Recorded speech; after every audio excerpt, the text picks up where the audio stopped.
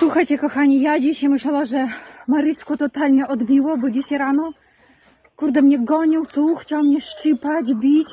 Teraz też, jak wchodziłam dawać im jeść, a teraz wiem, że czemu mu dzisiaj odbiło. Zobaczcie, mam pierwsze jajko gęsie. Kaśka zniosła jajko. I tu robi gniazdo, muszę teraz przynieść więcej tego.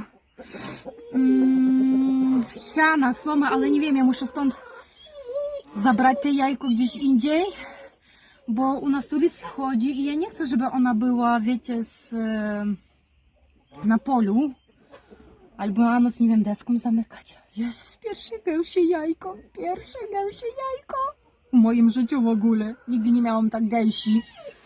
Jezus, i pierwsze jajko na Dzień Kobiet, na Dzień Kobiet.